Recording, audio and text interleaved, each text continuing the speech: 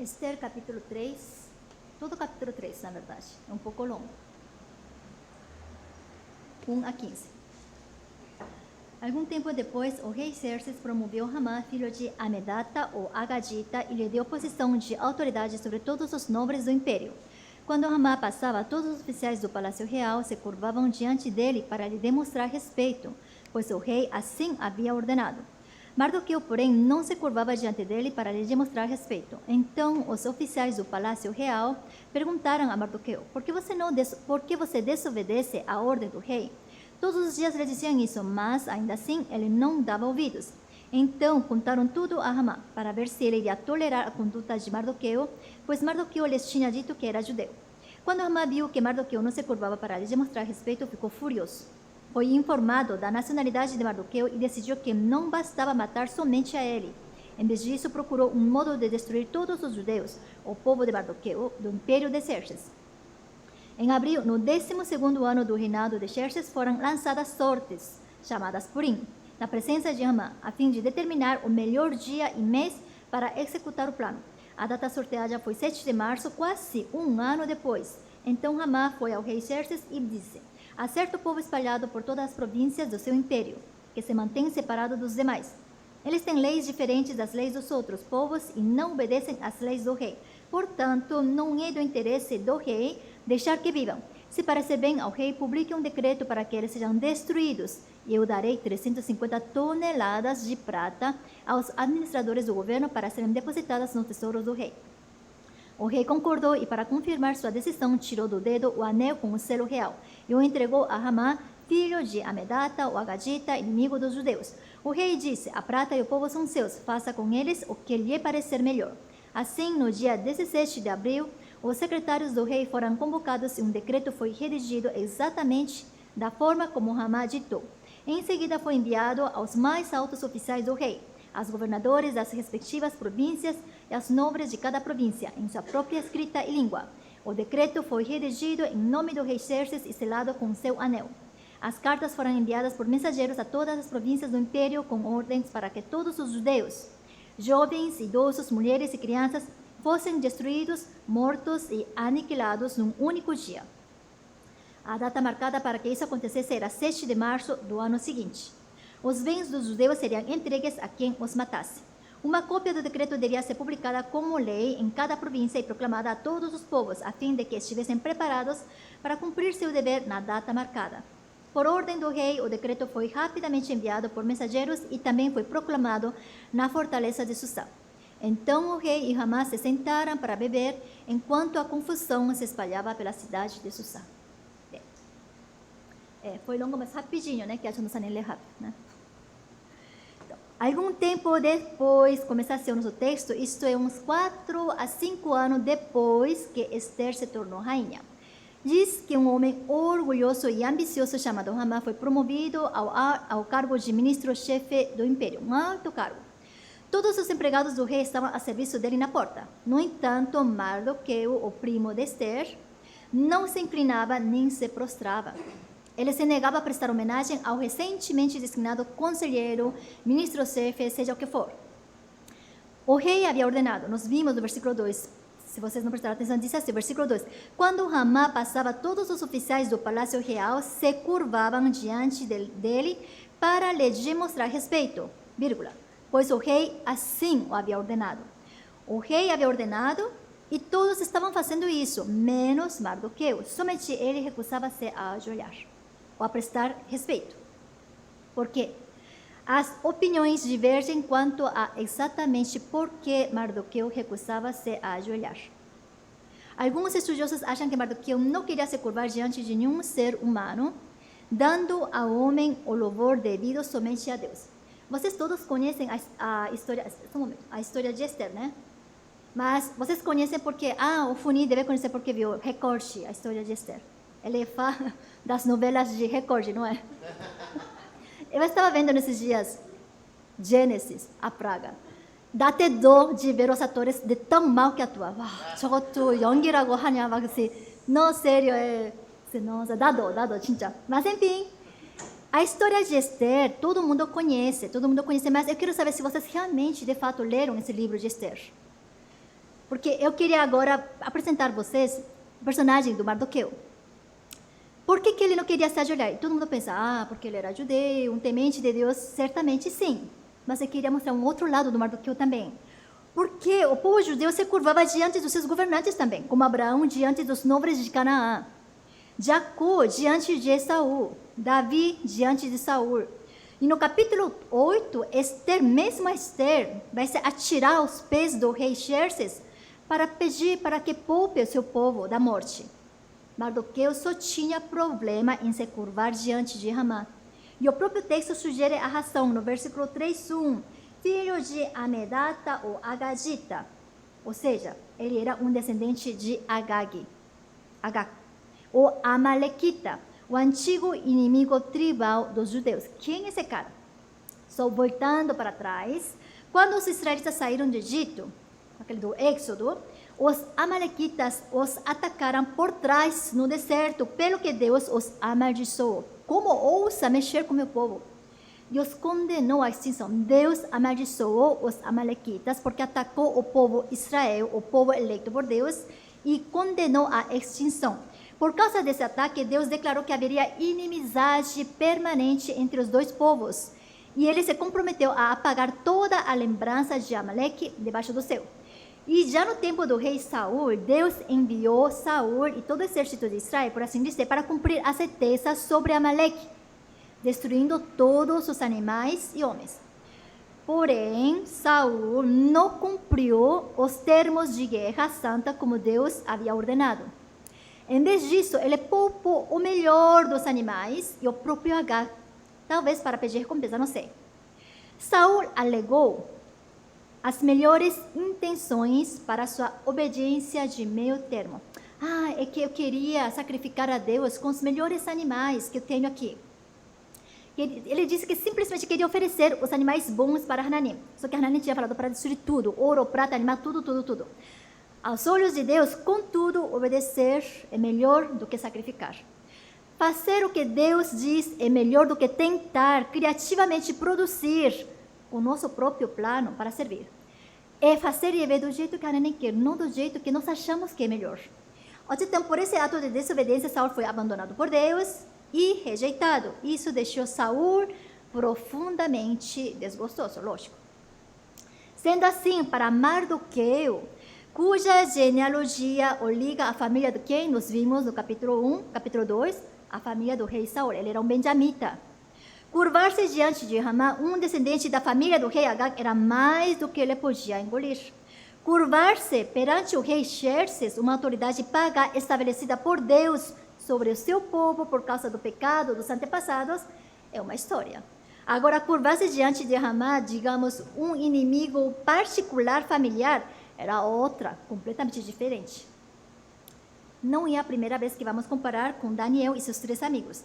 Os 3 amigos de Daniel também haviam se recusado a prostrar-se ao comando do rei, embora no caso deles não fosse uma questão de se curvar diante de um alto oficial, e sim de curvar diante de um ídolo de ouro. Só que nesse caso a obediência a Deus não lhes deixou escolha. Se Deus o livrasse ou não, eles não poderiam em sã consciência curvar. Eles prefeririam ser queimados vivos do que curvar a esse ídolo. Comparando ao grande ato desafiador dos amigos de Daniel, o posicionamento de Mardoqueu, embora tenha uma motivação aparentemente justificável, nos diz, pelo contexto, parece estar mais ligado a uma questão relativamente secundária. Não que Mardoqueu não esteja sendo totalmente razoável em sua relutância em se curvar diante de Hamã. Mas a pergunta é se essa era uma questão digna de opor tanta resistência. Pensem em outras quantas vezes Mardoqueu teve que abrir mão para permanecer vivo e ser empregado na corte persa. Digo empregado na corte persa porque o fato de Mardoqueu viver em Susã e a forma em que ele aparece próximo ao palácio nas narrativas bíblicas, os estudiosos sugerem que ele era um oficial do governo persa. Ou seja, ele já estava jogando dos ambos os lados, tanto do império e da fé. E também, quando a prima Esther ia ser levada com as outras mulheres como concubina, não demonstrou muita preocupação em não comer as comidas oferecidas aos ídolos, práticas impuras, ter que ir no harém, isso tudo ela deixou quieto. Também ainda falou, não fala que você é judia, não fale sua nação, falou, permaneça quieta, finge que você é igual às outras. De fato, Mardoqueu, não era um Sadraque, Mesaque e Abednego. Quem são esses três, os amigos de Daniel? Que a gente costuma falar, os amigos de Daniel. Os amigos de Daniel têm nome, tá? É Sadraque, Mesaque e Abednego. Mesmo assim, curvar-se diante de Hamã já era longe demais. Ele não conseguia tolerar isso. Essa era a posição dele.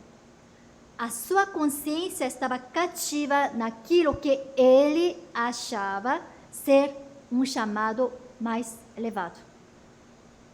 Só para você entender melhor, capítulo 6, o rei ordena para Hamã, o inimigo, para providenciar, para ser honrado o Mardoqueu. Depois nós vamos ver o porquê.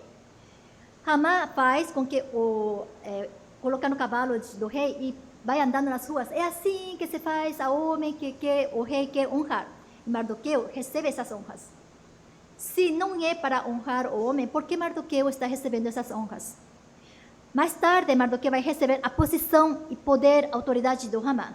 Será que ele não vai receber as mesmas honras, os mesmos respeitos? Será que ele não recebeu nada disso? Portanto, é preferível concluir, estou de acordo com esses estudiosos que falam essa posição, que as ações de Mardoqueu sejam vistas como uma expressão de espírito nacional judaico e orgulho, em vez de obediência à lei de Deus. Ele estava amarrado ao que ele definiu como santo, povo separado e para nós cristão. Muitas vezes nós estamos amarrados que nós definimos o que é ser cristão e não segundo o princípio bíblico.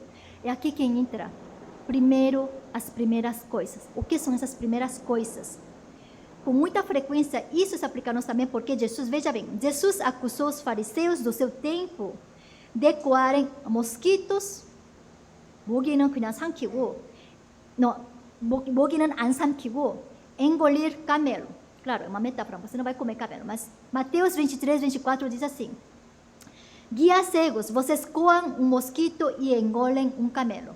Nossa, isso também é bem exagerado, mas enfim, ele queria enfatizar isso. Essa imagem é perfeita para muitas igrejas, se não de nós mesmos também.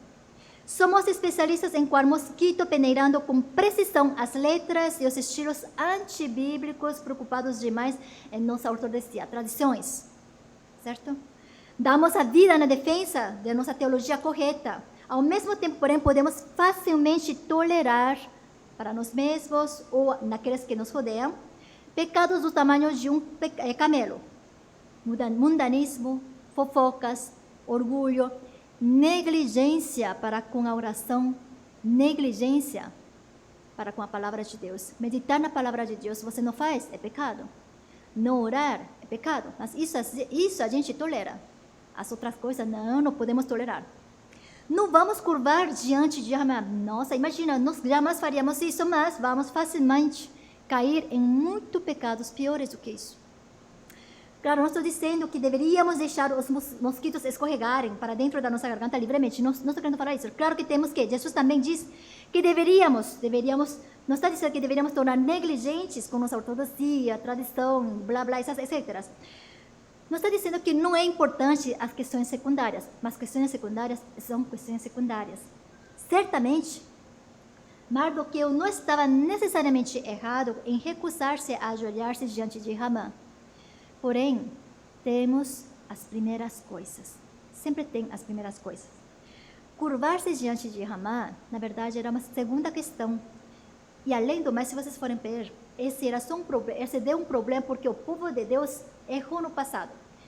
Se o rei Saul se tivesse cumprido sua missão direitinho, adequadamente, não haveria agaditas vivos para ameaçar os descendentes judeus. Esse é um problema perene.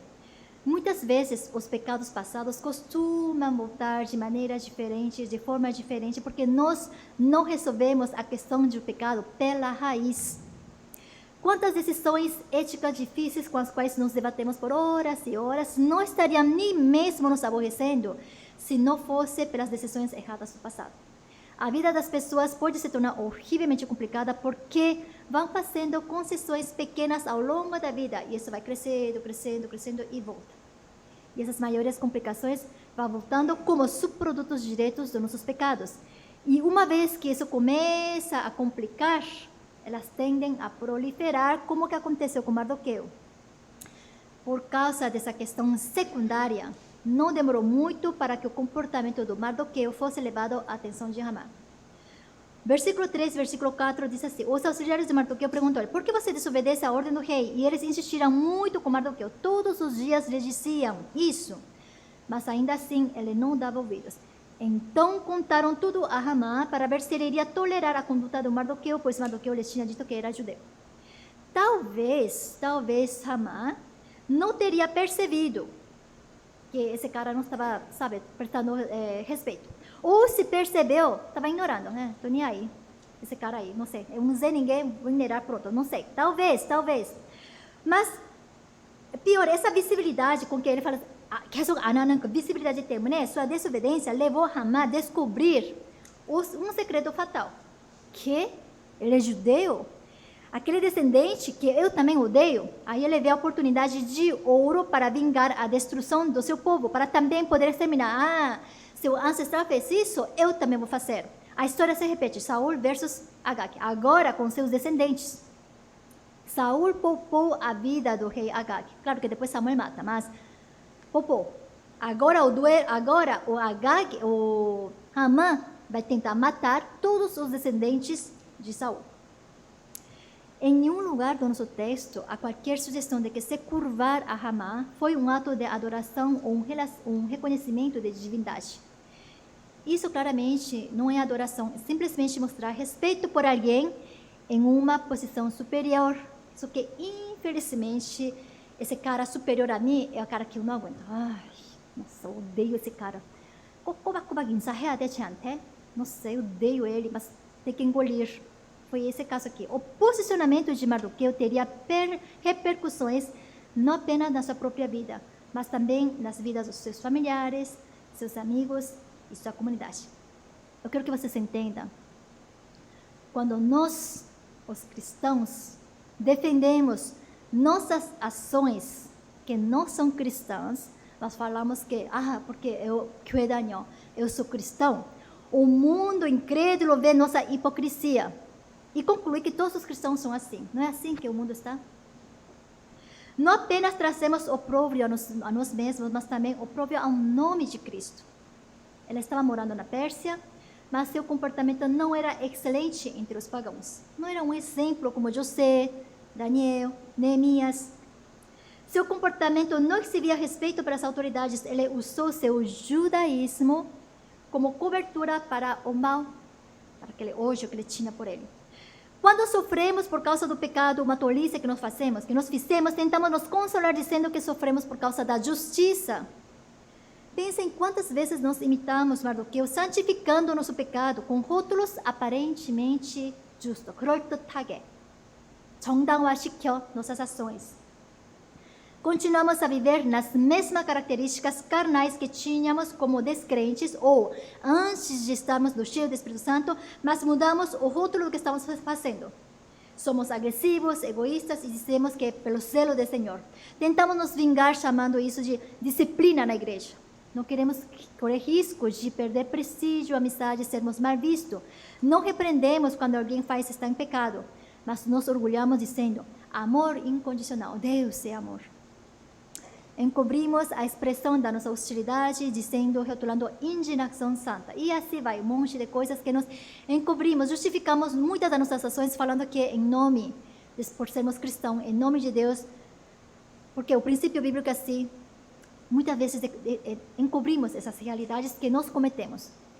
Definitivamente, claro, nós os cristãos devemos ser diferentes dos descrentes. Devemos ser piedosos, diferentes, em contraste com o estilo da vida dos descrentes. Mas devemos ser diferentes como Deus é diferente, não a nossa maneira. Deus é santo, nós temos que ser santos. Essa é a diferença. A nossa santidade deve ser igual a como Deus quer que nós sejamos santos, ao padrão dele.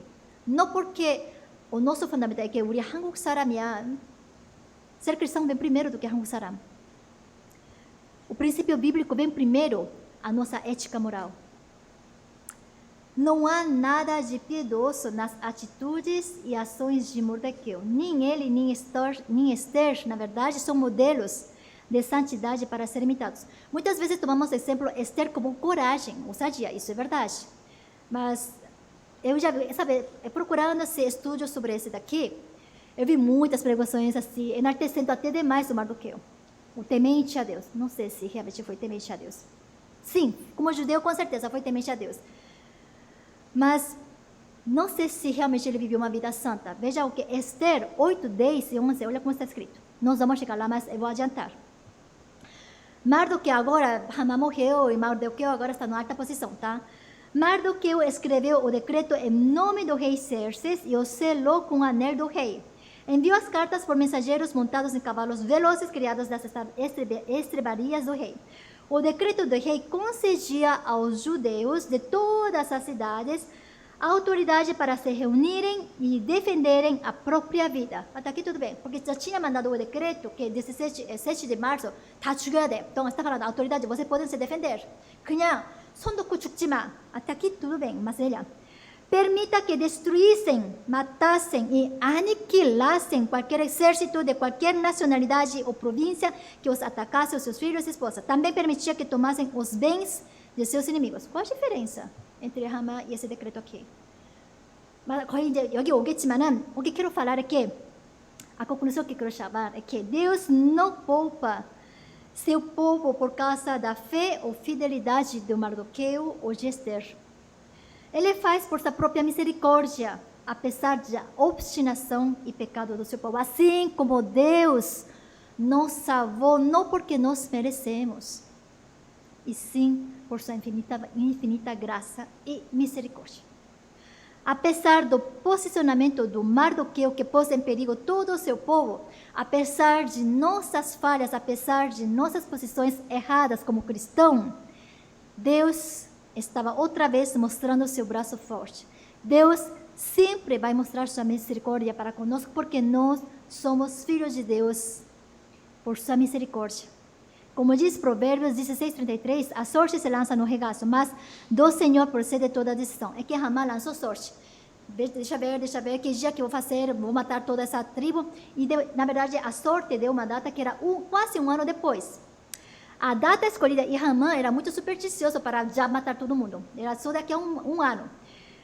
A data escolhida pela sorte estava distante o suficiente para que o plano redentor de Deus tivesse tempo de sobra para se desenrolar. Não que Deus não pudesse fazer num dia, em 2 dias, em 1 hora, mas para poder fluir na história. A providência divina programou a data para que houvesse tempo para se tomar as medidas de livramento do seu povo. Não era obra do destino. Não é obra do destino você estar aqui. E sim, Deus providenciou para que você estivesse aqui, porque você é filho amado de Deus através do sangue de Jesus Cristo, através da cruz que Ele fez. A ação principal e de maior relevância na sequência de todos os acontecimentos é Deus agindo. Tudo que você está fazendo, é que eu nasci no lar cristão, também é providência de Deus. Eu estou aqui porque realmente quero adorar a Deus, também é providência de Deus. Tudo é providência de Deus que nos fez vir até aqui, a graça e a misericórdia. Concluindo, embora as terríveis circunstâncias dos judeus sejam o resultado dos pecados dos homens, elas também são resultado da mão providencial de Deus, fazendo com que todas as coisas trabalhem juntas, cooperem para o bem do seu povo. E não apenas para a sua glória, mas para o bem do seu povo. A pandemia, talvez todo mundo falamos que é consequência de todos os erros que o homem fez com a natureza, com todas as coisas assim. Sim, é verdade. E nós estamos sofrendo essa consequência. Mas, apesar disso, não esqueçam, tudo está sob o comando de Deus. Tudo está sob o controle de Deus. Quem sabe se através dessa pandemia, como muitos estão falando, está Deus 출혈에 joio. 알곡과 쭉정이, como é outra? Trigo e 쭉정이. 알곡과 쭉정이 está 출혈에. Através dessa pandemia, Deus está vendo a nossa fé, 얼만큼 우리가 견디나. Então, sim, é consequência de todos os erros dos homens, mas fiquem calmos. Tudo está sob o governo de Deus. Tudo está sob o controle de Deus. Durante a semana, o desafio é aquilo que vocês pensem. Alguém disse o seguinte, pensem bem. Há duas grandes surpresas no mundo. Que Deus tenha nos amado tanto, tanto, e que em resposta, continuemos a amá-lo e a confiar em Deus tão pouco. Deus amou tanto que apesar de nossos erros, de nossas falhas, Ele continua a providenciar o caminho certo. Ele se desviou do caminho, vou ter que montar de novo, providenciar de novo. Constantemente. Mesmo assim, nós amamos e o mancamos. Então, o desafio dessa semana, vamos amar mais a Deus, vamos agir como cristãos de verdade, segundo o princípio bíblico e não segundo o princípio que eu montei. Vamos pensar 2 vezes antes de agir, se não estamos agindo como Mardoqueu. Vamos orar. Querido e amado Deus, te agradecemos, pois nunca desamparas ou abandonas o teu povo. Te pedimos, Senhor, que possas nos fortalecer e acompanhar em meio às tribulações, produzindo assim a esperança de que em Ti podemos confiar, apesar de nossos contínuos erros. Senhor Deus, estamos diante de Ti e reconhecemos que somos falhos. Nem sempre seguimos a Tua vontade e por isso também falhamos com as pessoas à nossa volta, com a nossa família, com as pessoas que nos confiaste. Te pedimos que venha nos iluminar, que possa abrir os nossos olhos e corações para a Tua palavra e descobrir a Tua vontade. Exorta-nos a caminhar segundo os Teus propósitos. Em nome de Jesus Cristo oramos. Amém.